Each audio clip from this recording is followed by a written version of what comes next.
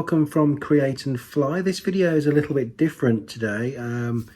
Normally I'm behind the camera and it's just easier to explain face to face about planning your model airport. Now I'm going to throw up images throughout this video just so it's not me staring at you permanently for the duration of this video. So I just wanted to kind of explain and talk about how I go about building a model airport. I'm in the process at the moment of looking at doing another 1:400 scale layout. Space is very limited where I am in my 1-bedroom apartment, so that has to be taken into consideration. But I just kind of wanted to get the ball rolling and explain how I go about things and the best way to kind of achieve something half decent. Now there are people out there who I look up to in terms of layouts. There's one guy called Christopher Black. You've probably seen him on Instagram. I think it's something like 1:400 scale model airport. Basically his airport is called Gulberwick. Hopefully I've pronounced that correctly, and he is a master at doing layouts. And I'll tell you in a second why he's achieved what he's achieved and why it looks so impressive. So this is basically his layout. Hopefully he doesn't mind me using his pictures, but you'll just see the stunning detail he's got in there. Everything's to scale and it just looks real. I think when you start adding in backdrops and it really brings everything to life, doesn't it? I mean, what he's done there is incredible.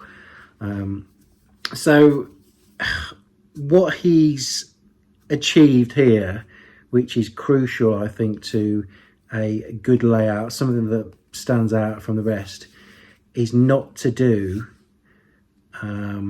things in straight lines.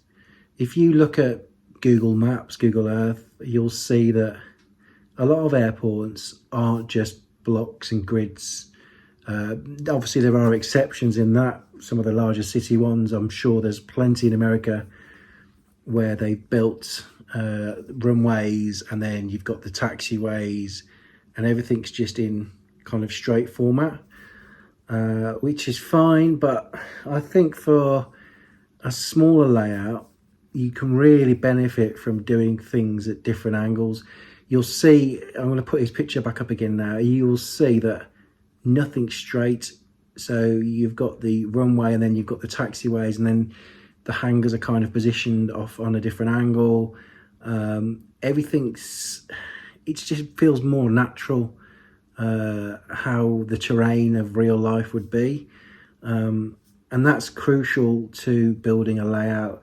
I think I've seen far too many layouts where it is literally just all straight. Someone's got a ruler, they've worked it all out. Now a good example of that is something that I wanted to do,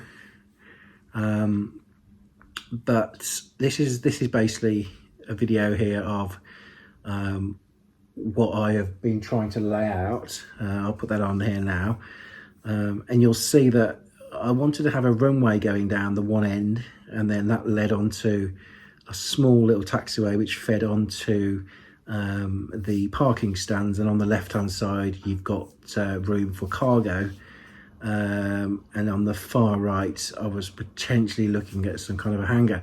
Now I abandoned this. Luckily I haven't got too far with this because I slept on it and I realized it's too straight. There needs to be some kind of curves and movement to it, and something a bit more realistic to what Christopher Black has done on his layout.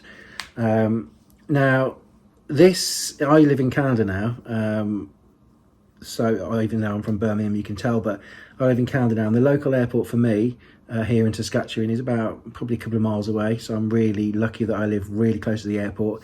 It's a small regional airport, but it's so inspiring. I'm just going to show you a picture of that. I think this is like some kind of CGI or kind of Google Earth capture from something or other, but I love the fact that you've got two runways going on here, but you've got the main runway, but then you've got the main terminal area you'll see in the middle, and then to the right of that you've got where cargo jets and FedEx tend to park in, but that's on an angle which to me seems more interesting. And then the one thing that excites me the most is that the taxiway then heads down round the left of the terminal, and it takes possibly more likely to be smaller business jets. They can go round the back of the parking, which is interesting, because instead of having to think all up front and then you've got the parking at the back, you've got things that are surrounding the parking area, which to me seems a bit more exciting. So I'm actually probably going to base something like this. It makes sense for me to, seeing as I live here and I've got lots and lots of chances to go up there and look at stuff, it's probably good to take something like this as a starting point. And if things start to slightly move in terms of how things are laid out, then so be it. But this is probably a good starting point for me. I want something like what Christopher's done, different angles, things in different positions, and plenty of space for different scenarios, because at the end of the day it's all about getting lots of different photographs and trying to capture your model airport in the best way that you can. And I think a layout like that will give me so much more opportunity. Here's another one of my layouts which I did years ago.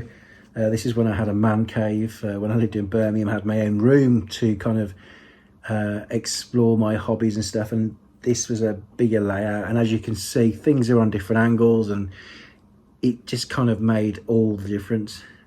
So the key thing out of this video is try and research real life airports, and make sure that you don't keep things too straight and unrealistic. Gemini Jets terminal, Gemini Jets layout map, that's all pretty, isn't it? You know, it's not very exciting, and at the end of the day, because it's so mass produced, everyone's airports start to look the same. So if you're feeling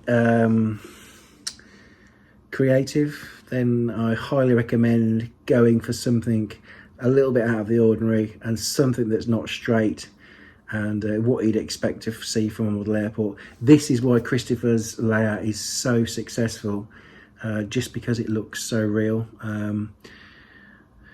But it all depends on space. I'm going to try and work with the best space that I've got. But yeah, just a little chat about this. Leave any comments down below, any questions, and yeah, I'll see you again soon.